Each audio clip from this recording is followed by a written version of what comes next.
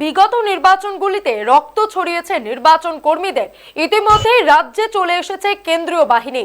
লোকসভা নির্বাচনে মুখে নির্বাচন কর্মীদের নিরাপত্তার দাবিতে চিফ ইলেকটোরাল অফিসারের দফতরে আসে সংগ্রামী যৌথ মঞ্চের প্রতিনিধিরা। এই সংগঠনের আহ্বায়ক ভাস্কর ঘোষ এদিন অভিযোগ করেন, ইতিমধ্যে রাজ্যে নির্দিষ্ট একটি রাজনৈতিক দলের কর্মীরা ভোটারদের ভয় দেখাতে শুরু করেছে।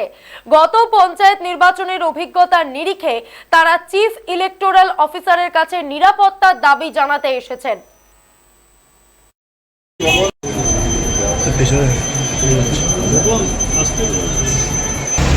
একটা অভিযোগ আমাদের কাছে এসেছে সুন্দরবনের বিভিন্ন এরিয়া থেকে, যে অলরেডি বিভিন্ন, আমি কোনো রাজনৈতিক দল সেটা নাম করছি না, তারা ভোটারদের কাছে গিয়ে পরে ভয় দেখাতে শুরু করেছেন যে এই যে ভিভিপ্যাটে আপনারা ভোট দেবেন, সেই ভোটটা কিন্তু আমরা মার্কিং করতে পারবো এবং সেটা পরে আমরা দেখে পরে গণনার সময় দেখে পরে আমরা চিহ্নিত করে আপনাদেরকে ব্যবস্থা করবো যদি ভোটটা আমাদের কাছে না দেয়।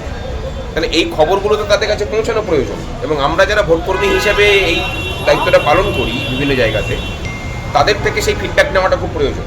এবং আমরা যারা ভোটকর্মী আছে তাদের যেমন সুরক্ষার দরকার, ঠিক একই রকমভাবে গণনা কেন্দ্রের সময় আমরা যারা গণনা কর্মী হিসেবে যাই, এই বছরের পঞ্চায়েত নির্বাচনের সময় যথেষ্ট হেনস্থার শিকার হতে হয়েছে।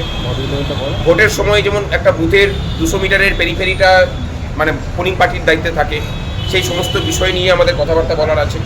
এই সমস্ত কিছু নিয়েই আমরা আজকে এসেছি। অনেকবার ওনাকে ফোন করা হয়েছে আরিজ আফতাব সাহেবকে, উনি রেসপন্স করেননি।